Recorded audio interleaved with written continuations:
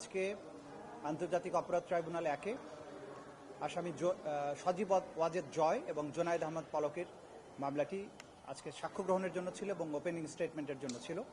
আজকে প্রসিকিউশনের পক্ষ থেকে সূচনা বক্তব্যের মাধ্যমে এই মামলার আনুষ্ঠানিক বিচার পর্ব শুরু হয়েছে। আজকে আমরা কোনো সাক্ষী উপস্থাপন করিনি, কারণ আজকে অন্য একটি মামলায় অর্থাৎ জিয়াউল আহসান সাহেবের মামলায় আরেকজন সাক্ষীর সাক্ষ্য গ্রহণ অব্যাহত আছে। সাবেক সেনাপ্রধান জনাব ইকবাল করিম ভূঁইয়া তিনি তার অসমাপ্ত সাক্ষ্য প্রদান করছেন, তার জেরা হচ্ছে। সেটা শেষ হবার কারণে, সেটা শেষ হবার জন্য যে সময়ের প্রয়োজন সেই সময়টুকু দেওয়ার জন্য আজকে আমরা কোনো সাক্ষ্য উপস্থাপন করিনি। আগামী 25শে ফেব্রুয়ারি আসামি সজীব ওয়াজেদ জয় এবং জোনায়েদ আহমেদ পলকের বিরুদ্ধে যে মামলা সেটার প্রথম সাক্ষ্য অনুষ্ঠিত হবে। ইন দ্য মিন টাইম আজকে আরেকটি মামলায় ট্রাইব্যুনাল 2-এ সাক্ষ্য গ্রহণ শুরু হয়েছে। সেই সাক্ষ্য গ্রহণটা অব্যাহত থাকবে। বিশেষ করে ট্রাইব্যুনাল 1-এ যে তিনটি মামলার সাক্ষ্য গ্রহণ যেটা চলছে সেগুলোকে অব্যাহত রাখার স্বার্থে অন্য যে মামলাগুলোর সাক্ষ্য গ্রহণ শুরু হবার কথা সেগুলো আমরা কয়েকটা দিন পিছিয়ে নিচ্ছি, যাতে করে স্মুথলি আগের সাক্ষীদের জেরাগুলো শেষ হয়ে যায় এবং সেগুলোর ধারাবাহিকতা অব্যাহত থাকে। সেটা কী কারণে হাজির করা হয়নি এটা কারা কর্তৃপক্ষ ব্যাখ্যা দেবেন।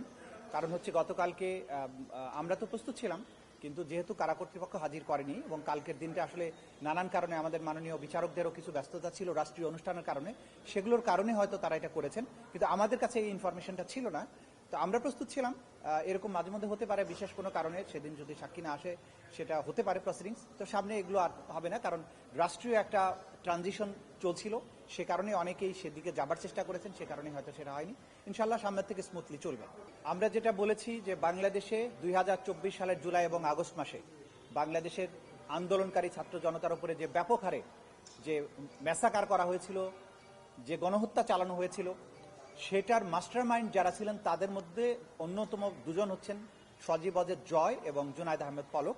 কারণ তারা দুজন আইসিটির দায়িত্বে ছিলেন।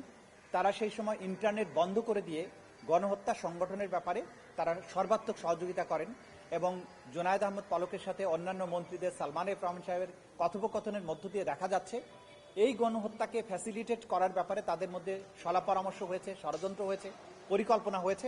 সেগুলো আমরা এখানে তুলে এনেছি এবং ইন্টারনেট বন্ধ করার মাধ্যমে ছাত্রদের মধ্যে পরস্পরের যোগাযোগ বন্ধ করে দিয়ে তাদেরকে গণহারে হত্যার সুযোগ তৈরি করে দেয়া, পরবর্তীতে যে গণহত্যা বাংলাদেশে হয়েছিল তা বিশ্ববাসীর কাছ থেকে আড়াল করার যে চেষ্টা, সেই কাজের সাথে তারা সম্পৃক্ত ছিলেন। বিশেষ করে ঢাকায় যে ব্যাপক হারে গণহত্যা হয়েছে, বাংলাদেশের মানুষের কাছে এটা পৌঁছতে দিলে সেই সময় গণ অভ্যুত্থান আরও বেশি তীব্রতর হতে পারে, এই আশঙ্কায় তারা এই কাজগুলো করেছিলেন। তারা হত্যাকাণ্ডের সাথে সরাসরি ষড়যন্ত্র, পরিকল্পনা, সরাসরি অংশগ্রহণ এবং গণহত্যাকে আড়াল করার যে কাজটা করেছেন সেই বিষয়গুলো এই সাক্ষ্য প্রমাণের মধ্য দিয়ে আমরা তুলে এনেছি। সেটাকে সামারাইজ করেই আজকে আমরা প্রসিকিউশনের পক্ষ থেকে আদালতে সূচনা বক্তব্য উপস্থাপন করেছি। শহীদ ওসমান হাদি জুলাই আগস্টের অন্যতম আন্দোলনের মধ্যে অন্যতম সিপাহসালার ছিলেন এবং তিনি নিজে প্রত্যক্ষ করেছিলেন যে কিভাবে বিপ্লব সংগঠিত হয়েছে, কিভাবে তাদের উপরে গণহত্যা চালানো হয়েছে, আক্রমণ চালানো হয়েছে। তার যে সাক্ষ্য তিনি তদন্তকারী কর্মকর্তার কাছে দিয়েছিলেন, সেটা যে তিনি নিজে শহীদ হয়ে যাওয়ার কারণে ট্রাইব্যুনালে তার পক্ষে যেহেতু জবানবন্দি দেওয়া আর সম্ভব নয়, আমাদের আইনের 19 ধারায় একটা বিধান রাখা হয়েছে যে যদি কোনো সাক্ষীর এরকম বক্তব্য তদন্তকারী কর্মকর্তার কাছে দেয়া থাকে কিন্তু পরবর্তীতে তার পক্ষে আর কখনো সাক্ষ্য গ্রহণের জন্য আদালতে উপস্থিত হওয়া সম্ভব না হয়, তাহলে আদালত তার সেই বক্তব্যকে সত্য বক্তব্য হিসাবে গ্রহণ করতে পারেন। সেই কারণে উক্ত ধারার অধীনেই আমরা সেই অ্যাপ্লিকেশনটা দিয়েছিলাম, আদালত সেটা মঞ্জুর করেছেন। মৃত মানুষের জবানবন্দি তো মৃত মানুষ তো জবানবন্দি দিতে পারে না। জবানবন্দি যিনি দিয়েছেন তিনি জীবিত মানুষ হিসেবে দিয়েছিলেন। তার বক্তব্য একটা জায়গায় রেকর্ডেড হয়েছে, সেই রেকর্ডেড বক্তব্যের আলোকেই কোর্ট রুমে এসে তিনি একই বক্তব্য দেবার কথা, কিন্তু তিনি যেহেতু পরবর্তীতে আর জীবিত নেই, সুতরাং আগে সর্বশেষ তার যে বক্তব্য দেয়া ছিল সেইটাকে আদালত বিবেচনার জন্য গ্রহণ করতে পারেন, এটাই আইনের বিধান। সে কারণেই সেই ধারার অধীনেই আমরা এটা দিয়েছি।